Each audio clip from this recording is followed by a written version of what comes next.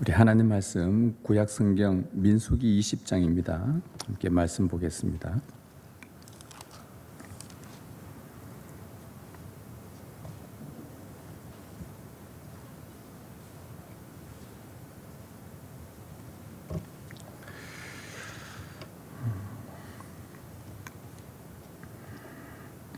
민수기 20장 1절에서 13절까지 제가 말씀을 봉독하겠습니다. 우리 함께 말씀을 들으십시다. 첫째 달에 이스라엘 자손 곧 온 회중이 신 광야에 이르러 백성이 가데스에 머물더니 미리암이 거기서 죽음에 거기에 장사되니라. 회중이 물이 없으므로 모세와 아론에게로 모여드니라. 백성이 모세와 다투어 말하여 이르되 우리 형제들이 여호와 앞에서 죽을 때에 우리도 죽었더라면 좋을 뻔하였도다. 너희가 어찌하여 여호와의 회중을 이 광야로 인도하여 우리와 우리 짐승이 다 여기서 죽게 하느냐? 너희가 어찌하여 우리를 애굽에서 나오게 하여 이 나쁜 곳으로 인도하였느냐? 이곳에는 파종할 곳이 없고 무화과도 없고 포도도 없고 석류도 없고 마실 물도 없도다. 모세와 아론이 회중 앞을 떠나 회막문에 이르러 엎드리며 여호와의 영광이 그들에게 나타나며 여호와께서 모세에게 말씀하여 이르시되 지팡이를 가지고 내 형 아론과 함께 회중을 모으고 그들의 목전에서 너희는 반석에게 명령하여 물을 내라 하라. 네가 그 반석이 물을 내게 하여 회중과 그들의 짐승에게 마시게 할지니라. 모세가 그 명령대로 여호와 앞에서 지팡이를 잡으니라. 모세와 아론이 회중을 그 반석 앞에 모으고 모세가 그들에게 이르되 반역한 너희여 들으라. 우리가 너희를 위하여 이 반석에서 물을 내랴 하고 모세가 그의 손을 들어 그의 지팡이로 반석을 2번 치니 물이 많이 솟아나오므로 회중과 그들의 짐승이 마시니라. 여호와께서 모세와 아론에게 이르시되 너희가 나를 믿지 아니하고 이스라엘 자손의 목전에서 내 거룩함을 나타내지 아니한 고로 너희는 이 회중을 내가 그들에게 준 땅으로 인도하여 드리지 못하리라 하시니라. 이스라엘 자손이 여호와와 다투었으므로 이를 머리바 물이라 하니라. 여호와께서 그들 중에서 그 거룩함을 나타내셨더라. 아멘. 지금 우리는 주일 오전에 하나님의 크고 위대하심에 대한 주제를 가지고 함께 말씀을 나누고 있습니다. 오늘은 하나님의 말씀의 그 위엄이라는 제목으로 함께 말씀을 듣도록 하겠습니다. 여러분, 하나님의 위대하심과 동시에 그분의 말씀 또한 위엄이 있습니다. 위엄이라는 이 단어는 그 위력이 엄격하고 철저하다는 뜻입니다. 하나님의 말씀은 위엄이 있다. 그분의 말씀은 위력이 엄격하고 철저하다. 그분이 말씀하신 것은 확실하게 이루어지고 그 말씀 선포된 이후에 그대로 되기 때문에 말씀 자체에 이미 위엄이 있는 것입니다. 회사의 2 대표가 계약하고 서명해도 누구든 깨트려서는 안 되는 효력이 발생하는데 하물며 하나님이 하신 말씀은 얼마나 효력이 있고 강력하겠습니까? 그분이 말씀하시면 그대로 이루어질 때 그 자체가 이미 강력한 효력을 발휘하는 것이죠. 여러분, 성경의 시작도 그렇게 시작합니다. 성경의 창세기 제일 첫째에 보면 하나님이 이르시되, 즉 하나님이 말씀하시되, 그분이 말씀을 하셨는데 그 말씀이 얼마나 효력이 있는지 말씀대로 모든 것들이 나타나는 것을 보게 되죠. 성경의 마지막도 그렇습니다. 성경의 제일 마지막 요한계시록 마지막 장의 그 끝절에 가보면 이렇게 말씀해요. 이것들을 정언하시는 이가 이르시되, 이 모든 계시의 말씀을 정언하신 분 주 예수께서 이르시되, 말씀하시되 내가 진실로 속히 오리라. 결국 주님의 그 말씀의 위엄이 있어 그분이 마지막에 반드시 오신다고 약속하고 성경을 마무리합니다. 성경 시작과 마무리, 그리고 그 안의 내용들도 마찬가지입니다. 귀신아 떠나가라 하는 주님의 말씀에 실제로 귀신이 떠나갑니다. 영적인 세계를 다스리는 그 주님의 말씀의 위엄을 보게 되죠. 거친 풍랑에게 잠잠하라 하니 그냥 자연이 잠잠해집니다. 자연 세계가, 인간이 절대 도달할 수 없고 다스릴 수 없다고 하는 그 자연 세계가 주님의 말씀의 위엄 앞에 다스려지는 것을 우리는 보게 됩니다. 성령으로 충만했던 그 제자들에게 주님은 말씀을 주셨고 제자들은 그 진리의 말씀을 가지고 선포했을 뿐인데 3,000명이 회심하고 5,000명이 회심하는 그 역사의 말씀의 위엄을 직접 경험했습니다. 이 구원의 역사마저도 다스리시는 그 말씀의 위엄을 우리는 성경에서 봅니다. 이처럼 성경은 처음부터 그 모든 내용 그리고 마지막까지 말씀하시는 하나님, 말씀대로 이루시는 하나님의 그 말씀의 위엄을 우리는 성경에서 읽을 때마다 발견할 수 있습니다. 중요한 것은 그 위엄이 있는 권능의 말씀이 과연 지금 우리의 삶에도 나타나고 있는가가 문제입니다. 여러분 어떻습니까? 이 성경에 나오는 하나님의 능력 있고 권위 있는 위엄 있는 이 말씀의 능력이 지금 어제, 엊그제, 지난 한 주 동안 여러분의 삶에 그 위엄의 역사가 나타나고 있느냐? 이것이 우리가 고민해야 될 문제입니다. 성경에는 하나님이 역사하고 계시는데 지금 내 삶에는 역사하고 있지 않는가? 지금 성경에는 이미 역사하셨던 하나님입니다. 이거는 과거의 하나님이고 지금은 나타나서 일하지 않으시는가? 아니요.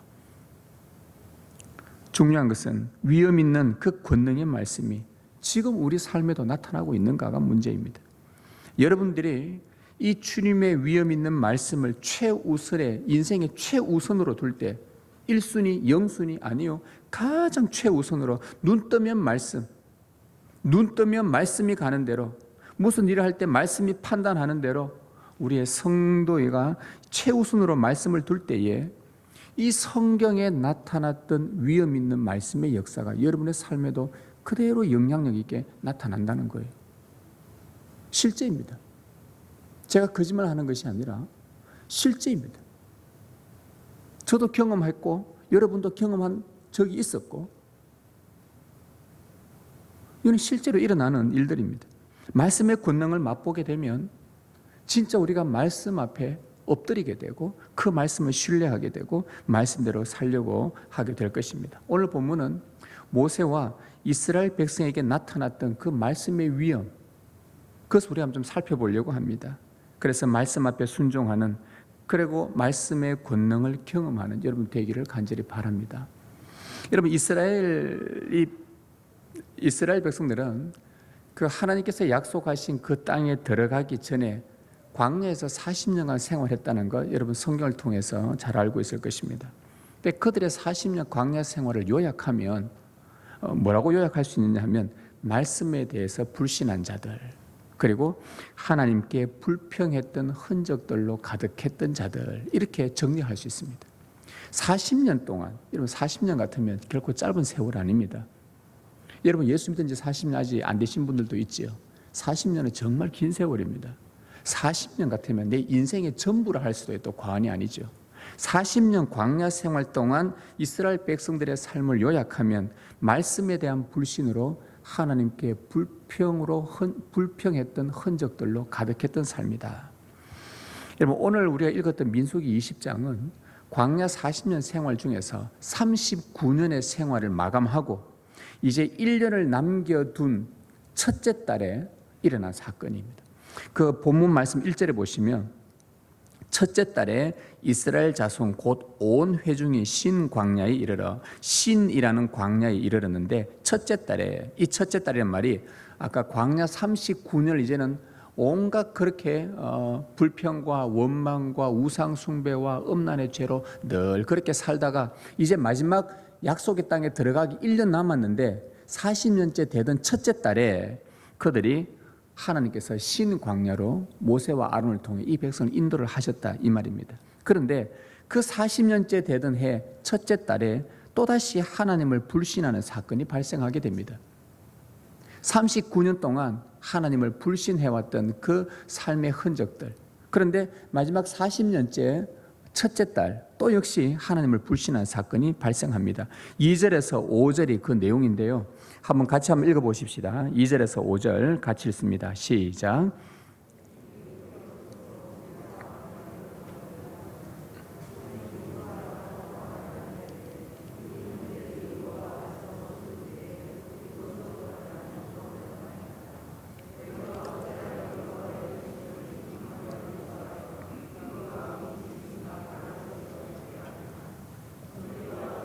우리를 애굽에서 나오게 하여 이 나쁜 곳으로 인도하였느냐. 이곳에는 파종할 곳이 없고 무화과도 없고 포도도 없고 석류도 없고 마실 물도 없도다. 이 첫 달에 또 신광야에 도달해서 가데스에 도착했는데 거기에서 또 역시나 그들은 습관적으로 하나님 앞에 불평하는 그런 일이 발생한 것이죠.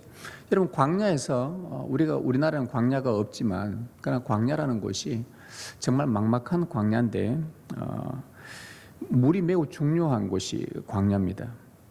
그런데 이 백성들은 무엇을 기억했냐? 지난 39년 동안 하나님께서 그 광야 속에서도 하늘에서 주님께서 늘 하루도 빠짐없이 그 안식일을 제외하고는 안식일 전날에 2배로 주셨죠. 하늘에서 만나를 늘 내려주셨고요. 가는 곳마다 반석에서 물도 내어주시고 때로는 반석이 아닌 이미 물이 있는 곳으로 인도하셔서 물도 주셨다는 걸 그들이 알고 있습니다. 39년 동안 먹고 살았다는 그 자체만으로 이미 하나님이 먹이셨다는 게 이미 증명되는 것 아닙니까? 변함없는 공급하심에도 불구하고 지금 39년이 지난 40년, 이제 1년이 지나면 하나님은 이들을 약속의 땅으로 들여보낼 터인데 들어가기 전까지도 물이 없음으로 인해 또다시 지도자인 모세와 아론에게 불만을 제기하며 시위를 하는 것이 지금 오늘 본문 내용입니다. 그들의 시위 내용은 이겁니다. 왜 우리를 나쁜 곳으로 인도했냐? 오늘 말씀해 보니까 왜 우리를 나쁜 곳으로 인도했냐? 나쁜 곳이라고 표현을 했습니다. 왜 나쁜 곳이냐? 먹을 것도 없고 무화과도 없고 석류도 없고 물도 없고 왜 우리를 이렇게 인간이 살기 힘든 나쁜 곳으로 인도했냐? 왜 물이 없는 곳에 우리 회중들, 그것도 이 사람들이 뭐라고 말하냐니까 명분 참 좋습니다. 여호와의 백성들을 왜 이런 곳으로 인도했냐? 얼마나 말하기 좋아요. 모세와 아론 지도자들에게, 야, 이 지도자들아, 정신 좀 차리라. 이 백성들이 하나님의 백성이 아니냐? 그런데 이 백성들을 왜 이렇게 나쁜 곳으로 너희가 인도했냐? 이제 그 말이죠. 불평을 토해냈습니다. 잘못 인도한 지도자의 자질을 탓하기 시작을 했죠. 이런 모세와 아론은 지난 39년간 불평의 습관이었던 그들을 약속의 땅으로 인도하려고 하나님의 말씀을 따라 지금 이 신광야까지 왔습니다. 그들이 물 없는 곳을 골라서 일부러 데리고 왔겠습니까? 이건 어떻게 생각합니까? 일부러 물 없는 곳만 골라서 골탕 먹이려고 모세와 아론이 그랬겠습니까? 그들도 하나님의 말씀의 인도를 따라 그냥 데리고 온 거고, 데리고 와보니 물이 없어요. 뭐 이게 39년 동안 한두 번이었겠습니까? 이런 불평의 진저리가 났지만 그러나 그럴 때마다 모세와 아론은 그들이 했던 일은 뭐냐? 회막에 가서 하나님 앞에 엎드립니다. 이런 일들만 생기면 하나님 앞에 엎드리는 것이 그들도 습관처럼 되어버렸습니다. 6절과 8절 한번 보십시다. 6절에서 8절까지 같이 읽습니다. 시작.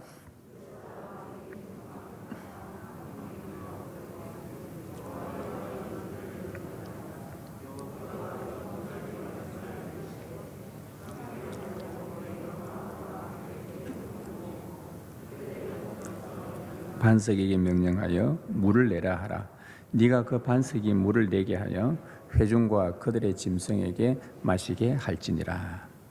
자, 그들이 이런 일이 생길 때마다 하나님 앞에 엎드렸는데 이번에도 똑같이 하나님께 나와 엎드리자 주의 영광이 나타나고, 주의 영광이 나타나면서 주님이 해결 방법을 말씀을 해주십니다. 그리고 말씀대로 행하면은 이 문제가 해결된다는 것이죠. 이 공식은 오늘 우리에게도 유효합니다. 끊임없는 불평과 원망이 일어납니다. 하나님 앞에 엎드립니다. 주님이 말씀하십니다. 말씀대로 하면 문제가 해결됩니다. 이게 말씀의 놀라운 위엄입니다.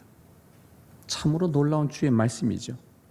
결국 이 본문의 마지막은 모든 회중과 짐승들이 충분히 마실 만큼 물이 반석에서 넉넉히 공급되어 그들이 마시게 됩니다. 해결하게 되죠. 문제는 해결되었습니다. 그런데 우리가 여기에서 오늘 이 본문에서 눈여겨봐야 될 한 부분이 있습니다. 그게 뭐냐 하면은 반석에서 물을 내는 과정에서 모세와 아론에게 임했던 하나님의 말씀을 우리 눈여겨봐야 됩니다.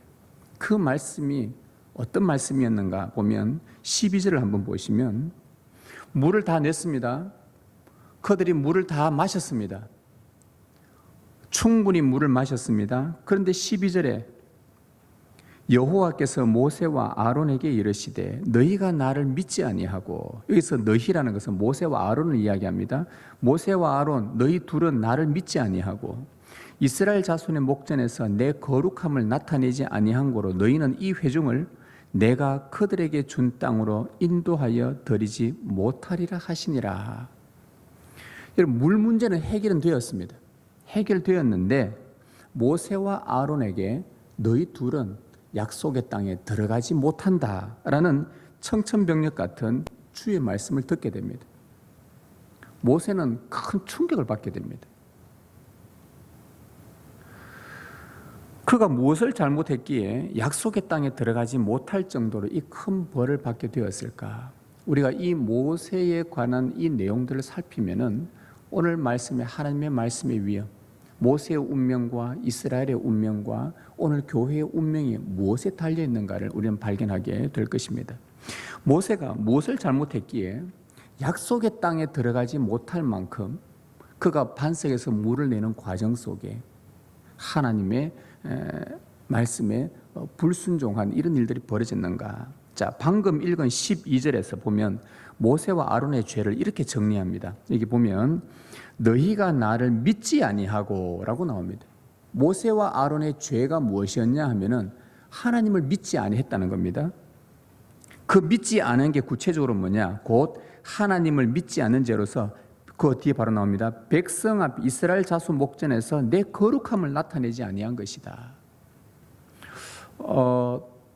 모세와 아론이 하나님을 믿지 아니했다. 물을 내는 과정 속에서 하나님을 믿지 아니했다. 그리고 그것은 바로 이스라엘 백성들이 보는 앞에서 하나님이 얼마나 거룩하신지를 드러내지 아니한 그런 죄라고 오늘 12절은 그렇게 정리를 해줍니다. 그들이 하나님의 거룩을 드러내지 않은 이 믿지 않았던 불신의 죄가 구체적으로 뭔가, 우리는 오늘 본문에서 모세가 했던 말 한마디와 모세가 했던 행동 하나, 말 한마디와 행동 하나를 통해서 우리는 그의 하나님 앞에 불신과 하나님의 거룩을 드러내지 않은 이 죄를 우리는 발견을 할 수 있습니다. 먼저 그가 했던 말이 뭐냐 하면은 10절 중반에 보시면 모세가 이제 하나님께 명령받아서 물을 내라고 했고 모세는 지팡이를 가지고 백성들을 다 모았습니다. 그리고는 이렇게 말합니다. 반역한 너희여 들어라. 우리가 너희를 위하여 이 반석에서 물을 내랴. 모세가 했던 말은 이 한마디고, 그리고 또 그가 한 행동은 11절에 지팡이로 반석을 2번 치니입니다. 모세가 한 것은 이 2가지밖에 없습니다. 한마디 말한 것과 하나의 행동입니다. 그런데 이것을 가지고 하나님의 거룩을 나타내지 않는 불신의 죄였다고 그렇게 성경 기록해 놓는 것입니다. 자, 먼저 모세가 했던 말을 한번 보십시다. 이게 진짜 하나님의 거룩을 드러내지 않은, 하나님을 믿지 않은 죄인가? 자, 모세가 했던 말 다시 한번 보면 반역한 자들아, 옛날 성경으로는 패역한 자들아, 우리가 너희를 위하여 이 반석에서 물을 내랴. 이제 모세가 화가 난 거예요. 한마디로 말하면 방금 이 모세가 했던 말 있죠. 이 10절 중반에 나오는 이 말은 시편 106편에 가면 그 말씀, 모세의 말이 그대로 인용이 됩니다. 모세가 했던 말을 시편 106편 기자가 그걸 그대로 인용하면서 모세가 했던 그 말이 어떤 말인지를 설명을 해주는데 이렇게 말해요. 그 시편에서 백성이 하나님께 불평하며 그 뜻을 거역함으로 말미암아 모세가 그의 입술로 망령되이 말하였음이라. 우리말 성경 그렇게 번역을 해놓았습니다. 모세가 했던 그 말을 시편 기자가 해석을 하는데 뭐라고 해석했냐? 그때 모세가 했던 말은 망령되게 했던 말이야. 다르게 말하면 망령되게라는 말을 좀 더 정확하게 번역하면 경솔하게, 아주 무례하게 했던 말이다라고 이제 그렇게 해석을 해놓았습니다. 자, 모세가 이 반역한 자들아, 우리가 너희를 위하여 이 반석에서 물을 내랴. 이 말을 여러분 가만히 들어보면 어떻게 들립니까? 백성들의 입장에서 가만히, 자, 백성들을 다 모아놨습니다. 백성들이 몇 명이에요? 수백만 명이라 했단 말이죠. 그것은 모세와 아론 지팡이 들고 다 모여라 하고 다 모여 있는데 그 자리에서 모세가 그 모여 있는 자들을 보니까 얼마나 속에서 화가 치밀었던지, 늘 첫날 만날 불평하는 이 인간들을 보니까 모세가 화가 난 거예요. 뭐 그게 의분이었든지 뭐 거룩한 분노였든지 일단 떠나서 모세가 화가 났는지, 우리가 나와 이 형 모세가 아론이 우리가 너희를 위하여 이 반석에서 물을 내랴, 이 말을 가만히 들어보면 너희같이 반역하는 자들에게는 진짜 물을 줘야 되는가, 이런 뉘앙스로 들립니다. 많은 해석이 이 부분에 대해서 참 어려운 해석인데, 이 부분은 많은 사람들의 그 글과 이 내용들을 볼 때에 정리를 해보면 이렇습니다. 너희같이 반역하는 자들에게 또 과연 물을 줘야 되는가, 이 말로 들립니다. 자, 회중들이 모여서 회중들이 모세의 말을 가만히 듣다 보면 어떤 생각이 드냐, 물을 주고 안 주고를 마치 모세와 아론이 결정하는 것처럼 들립니다. 그렇지요? 우리가 이 반석에서 너희를 위해 물을 내랴, 물을 줄까? 그렇죠. 앞에 언급한 시편 106편에 따르면 모세는 하나님의 뜻을 거역하는 그 백성들, 하나님께 불평하는 그들을 향해서 경솔하게 말했다고 하는데, 바로 이 경솔한 말의 내용은 물을 주고 안 주고를 모세가 마치 결정권자인 것처럼 말을 했다는 거예요. 자, 여러분, 하나님은 어땠냐 하면은 비록 이들이 불평을 했습니다. 39년간 불평을 했어요. 그런데 40년째 되는 첫 달에 또다시 불평을 했어요. 하나님 같으면, 우리가 하나님 같으면, 이런 말 지지리도 안 듣는 이 인간들 같으면 뭐라도 한번 진짜 난리라고 쳤을 건데, 우리 하나님은 비록 불평하는 백성들이었지만 뭐라 그랬냐, 모세가 와서 엎드리니까 얘들에게 물을 줘라. 이 백성들의 잘못 지적하지도 않고 하나님은 물을 줘라, 물을 내라. 여러분, 하나님의 결정은 뭐냐, 반석에게 말해서 물을 내라는 것이었습니다. 그런데 모세는 지난 39년간 이들이 얼마나 속썩이며 불평했는지, 그들을 딱 보는 순간, 모여있는 그들을 보는 순간 화가 치밀은 거예요. 그래서 너희같이 반역하는 자들에게 어찌 물을 주랴, 그 말한 것은 어떻게 보면 모세의, 하나님 이미 주라고 결정하셨는데 모세의 월권과 경솔함이라고 우리는 볼 수가 있습니다. 하나님은 자비하셔서 거역하지만 비록 그들에게도 물을 주라고 하셨는데, 자기 분에 못 이겨 하지 않아야 할 말을 그가 한 것입니다. 여러분, 하나님이 결정권자임에도 물을 주고 안 주고를 마치 모세가 결정하듯 말한 것은 경솔한 행위요, 그것은 하나님 앞에서 하나님의 거룩함을 나타내지 않는 그런 죄라고 우리는 정리를 할 수가 있습니다. 모세의 했던 말을 가지고 정리를 한 것입니다.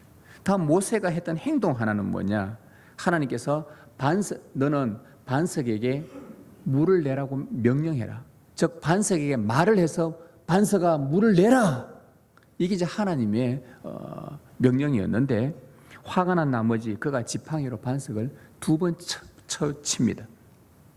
말씀으로 모든 것을 하실 수 있는 하나님의 권능을 드러내지 않고 분노한 나머지 반석을 2번 침으로 하나님의 말씀을 어쨌든 따르지 않은 불순종을 모세에게서 한번 보게 됩니다.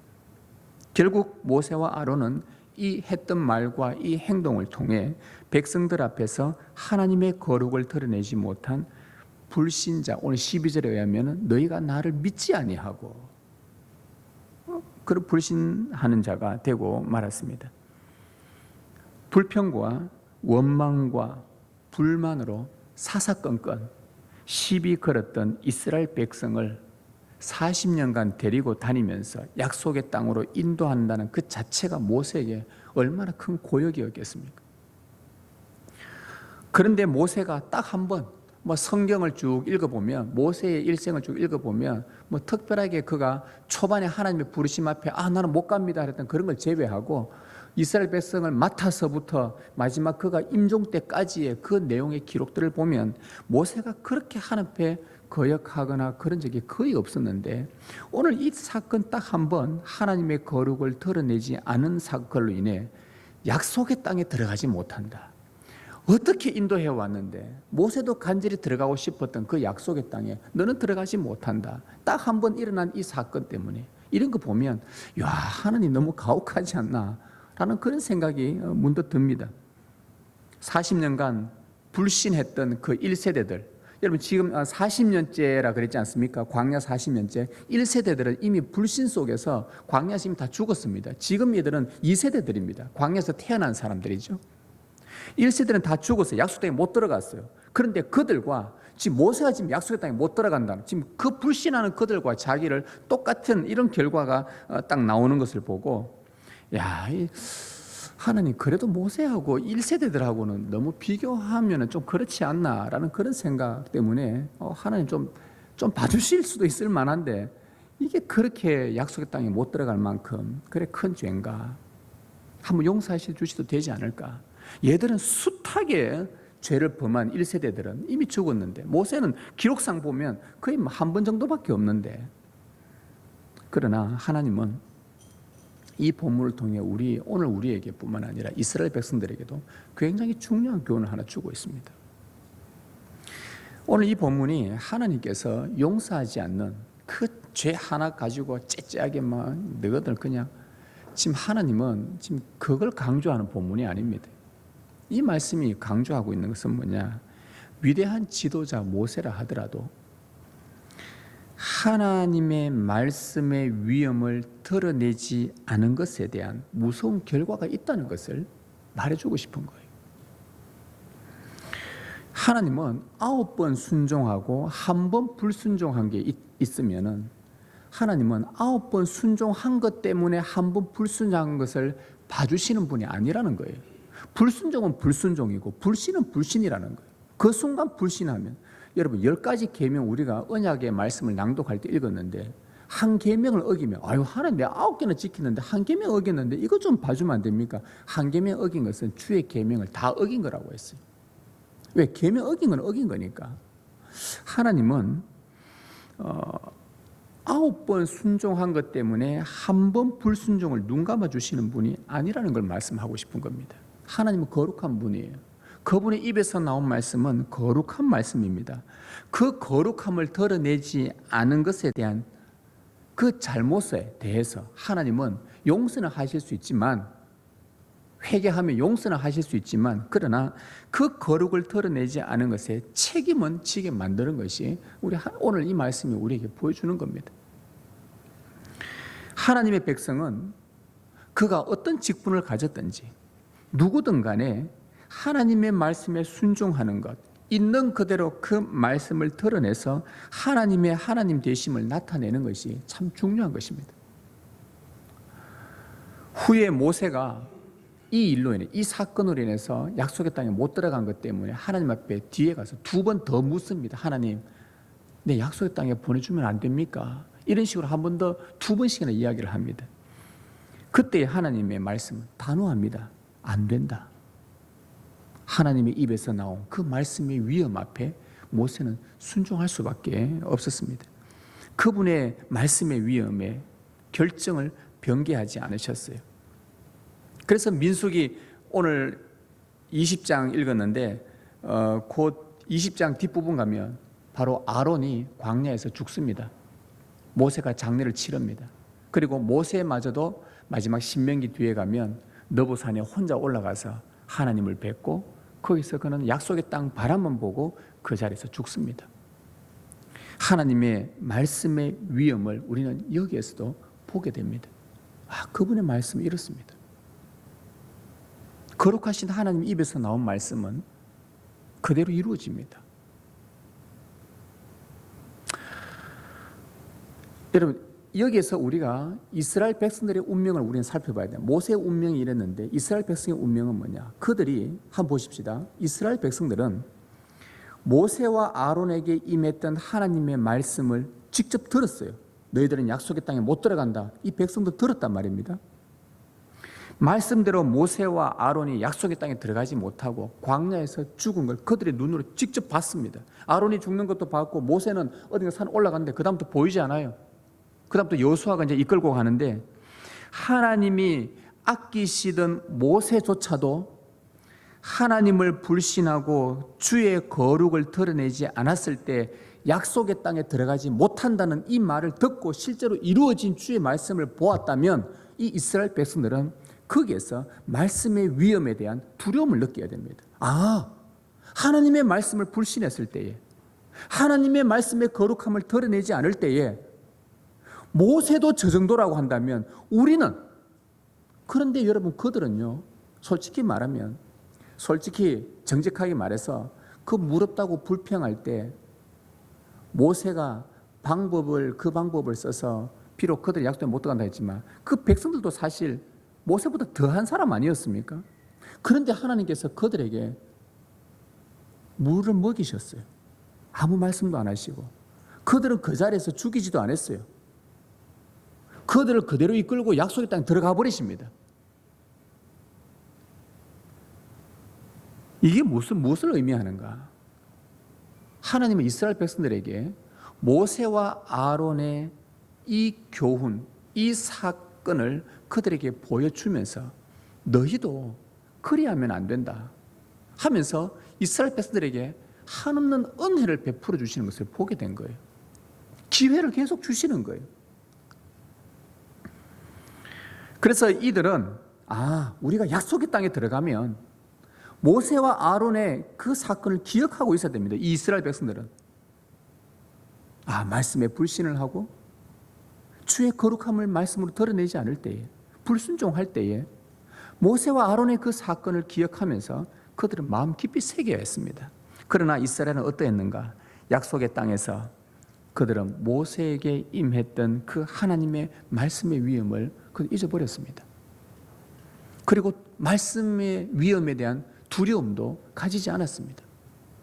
불신해도, 하나님 앞에 죄를 지어도, 말씀에 순종하지 않아도 두려워하지는 않았습니다. 사무엘과 다윗과 솔로몬의 전반부 통치를 제외하고는 그 약속의 땅에 들어가서 그의 불신의 수준을 넘어서서 우상 숭배와 악으로 몇백 년을 그곳에서 보냅니다. 그들이 약속의 땅에 들어온 것은 그들이 광야에서 말씀에 순종했기 때문이 아니었어요. 늘 불평하고 거역했던 자들이지만 하나님은 그들을 그대로 긍휼히 여기셨어요.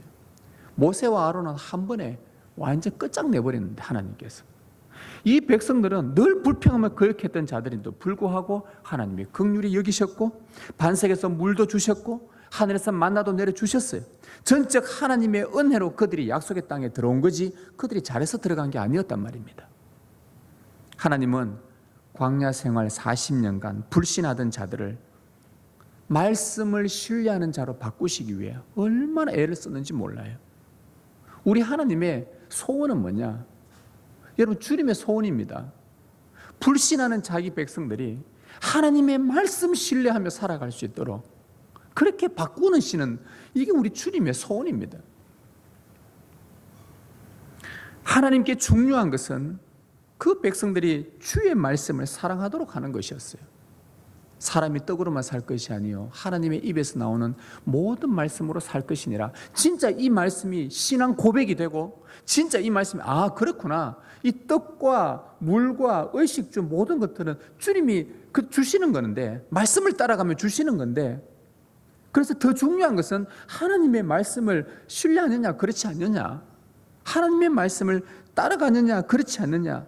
정말 그 광야 같은 인생에서 그들에게 필요한 것은 하나님의 말씀 이외에는 없다는 것인데, 그래서 한 말씀을 정말 신뢰할 수 있도록 그런 인생들에게 하나님께서 그 삶에 성경에서 나타났던 이 권능의 역사가 끊임없이 나타나게 하실 거라는 이 하나님의 약속을 믿지를 못한 거예요. 여러분, 이스라엘의 운명이 어떻게 되었습니까? 출애굽 1세대들은 광야에서 다 죽었습니다.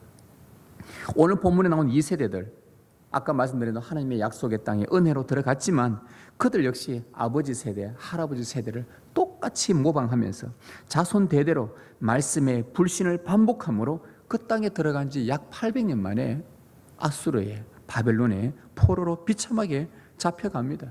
여러분, 이걸 보면 하나님은 수백 년간 기회를 주신 거예요. 모세와 아론 한 번에 너 약속 땅에 못 들어가, 하나님의 말씀의 위엄이 선포되었는데, 이 백성들은 모세와 아론보다 더 불순종한 이들은 하나님이 수백 년 동안 기회를 주셨단 말입니다. 그러나 백성들은 모세와 아론의 죄에 대해서 정말 단호하셨던 그 말씀의 위엄을 교훈으로 삼지 않고 습관적으로 불평과 불신으로 결국 포로라는 심판의 말씀의 위엄이 그들에게도 고스란히 닥친 거예요. 이것이 이스라엘의 운명이었습니다. 그렇다면 성도 여러분, 우리 교회는, 오늘 우리 교회의 운명은 어떻습니까? 동일하지 않을까요? 오늘 우리가 이 시간 이곳에 교회에 들어온 것, 하나님의 자녀가 된 것, 그분의 은혜를 받고 사는 것, 여러분, 이것이 하나님 앞에서 여러분이 의로워서, 여러분이 거룩해서, 여러분이 잘나서 그렇게 된 것입니까? 우리가 세례받은 것도, 교회 들어와 예배하는 것도, 은혜로 하루하루 살아가는 것도 모두 하나님의 자비와 긍휼 때문입니다. 그런 자비로 지금 우리가 살아가고 있는데, 만일 우리도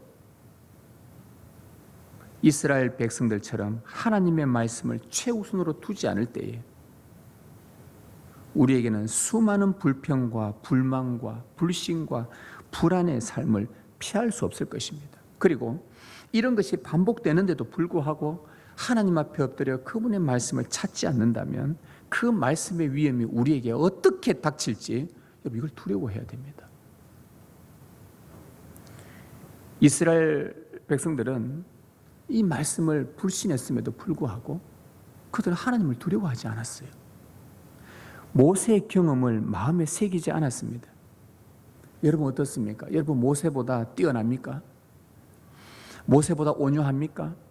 모세보다 혈기 부리지 않을 재간이 있습니까? 모세보다 순종 더 많이 합니까? 한 번 하나님께 불신했던 모세의 행동에 약속의 땅에 들어가지 못한다는 하나님의 그 말씀의 위엄을 본다면, 그리고 이스라엘 백성에게는 한 번이 아니라 수많은 불신에도 오래도록 긍휼을 베풀어 주시면서 돌아오라고 말씀하셨습니다. 그러나 돌아오지 않는 그들에게 임한 하나님의 말씀의 위엄을 보십시오. 그렇다면 오늘 우리에게는 하나님은 얼마나 많은 긍휼을 베풀고 계시는가? 여러분, 우리 주님은요, 이 땅에 초림 때 오셔서 복음을 전하시고 하나님의 복과 저주 심판을 선언한 다음에 얼마나 오래 참으시냐? 지금 2000년 동안 참고 계셔요. 우리 하나님의, 우리 주님의 오래 참으심을 알고 있습니까? 모세는 단 한 번, 이스라엘 백성 800년, 오늘 우리 이 시대에는 2000년 동안 주님이 오래 참고 계셔요.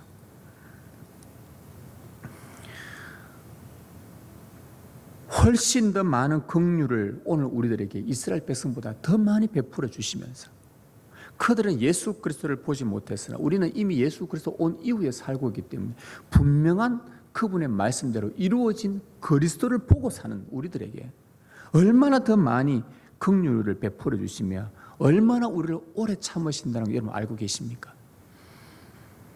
여러분, 사도 바울은 그가 교회를 개척하고 나면 그 다음에 또 다른 지역으로 이동할 때마다 그가 개척한 그 조그마한 가정에서부터 출발했던 그런, 바울이 개척할 때는 우리처럼 건물 짓고 개척한 게 아니라 가정에서부터 다락방에 모여서 예배를 드렸단 말이죠.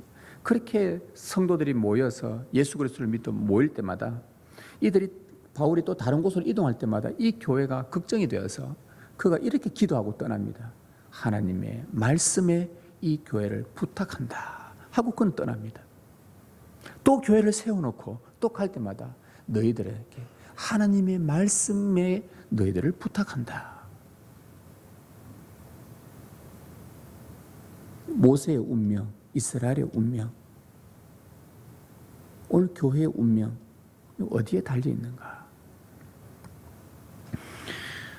세상의 위협과 공격 앞에서 우리는 교회를 하나님의 말씀에 부탁한 그 바울의 말을 우리는 다시 한번 새겨들어야 합니다. 교회는 진리의 터와 기둥입니다. 하나님의 말씀이 이 교회를 붙들고 있습니다. 여러분 보십시오. 사실 오늘 우리가 해석은 안 했지만 오늘 본문 1절에 보면 미리암이 죽습니다. 미리암이 이제 이 사건 있기 전에 죽어요. 미리암과 아론과 모세는 세 남매입니다. 하나님이 특별하게 이 세 사람을 세웠어요. 이스라엘 그 백성, 그 많은 백성들의 여성 지도자로 미리암을 세웠는데 미리암이 죽습니다. 그 다음에 그 형 아론이 죽습니다. 모세가 죽습니다. 이들을 출애굽하는 데에 중요한 역할로 사용했던 지도자들이 다 죽어버렸어요. 이스라엘 백성들, 그럼 이제 우리 어떻게 하노? 오늘날로 말하면 이런 거예요, 여러분들이. 목사님 죽었고, 죽었다 표현 이상하네요. 목사님, 죄송합니다.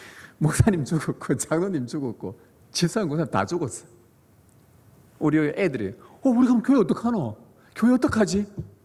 다 죽었네. 우리 지도자들이 다 죽었네. 이거 어떡하지? 제가 웃으면서 이야기하시면 이거 웃을 일이 아닌데, 이거 어떡하나? 이거 어떡합니까? 주의 말씀이 이 교회를 끌고 갑니다. 우리는 이 정신이 있어야 돼요. 이게 말씀의 위험 앞에 무릎 꿇는 겁니다. 말씀이 우리를 붙듭니다. 말씀이 교회를 붙듭니다. 말씀이 우리를 천국으로 인도합니다. 말씀이 우리를 거룩한 자로 만들어갑니다. 여러분의 삶을 하나님의 말씀에 위탁하시고 말씀을 최우선에 두십시오.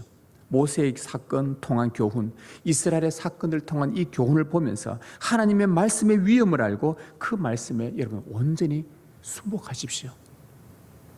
하나님은 우리가 주님 나라에 들어갈 때까지 주의 말씀을 사랑하는지 그 믿음을 시험하기 위해 오늘 이 본문을 주셨다는 것을 기억하시길 바랍니다. 말씀의 위엄 앞에 순종함으로 이 성경에 나타났던 수많은 주의 말씀의 위엄의 역사들이 여러분의 삶에도 고스란히 나타나서 정말 하나님 역사하시는구나. 요즘같이 교회를 비난하고 비방하고 성도들을 욕하고 하는 이 시대에 그럼에도 여전히 하나님은 역사하고 계시는구나. 하나님은 당신의 자녀를 통해 그분의 살아계심을 지금도 나타내고 계시는구나. 그 주님의 말씀의 위엄 앞에 순종함으로 우리 안에 정말 즐겁고 기쁘고 하나님이 내 삶을 주도해 나가시고 인도해 나가시고 이끌어 가신다는 이 행복함과 이 즐거움들을 우리가 누려야 되지 않겠습니까? 말씀을 최우선으로 둘 때입니다. 실제로 해보십시오. 진짜 되는가 안 되는가? 진짜 되는가 안 되는가? 성경에는 불순종의 사건들도 많지만 순종함으로 인해 얻은 복을 누리는 사람들도 엄청나게 많습니다. 실제 그러한 기쁨과 즐거움과 성경에 역사하셨던 그 하나님의 권능, 말씀의 위엄이 내 안에서도 내 삶에서도 나의 일상 속에서도 진짜 일어나는가? 말씀을 채우선 두보라는 것입니다. 그러지 않으면 우리 안에는 내 평생 불만과 불평과 원망과 하나님을 시험하고 이런 일들로 가득 찰 거예요. 또 이런 일들이 끊이지 않을 거예요. 말씀을 최우선에 두고 그 말씀을 사랑하며 신뢰하는 여러분의 삶은 정말 행복하게 될 것입니다. 이 은혜가 여러분 가운데 있기를 주님의 이름으로 축원합니다.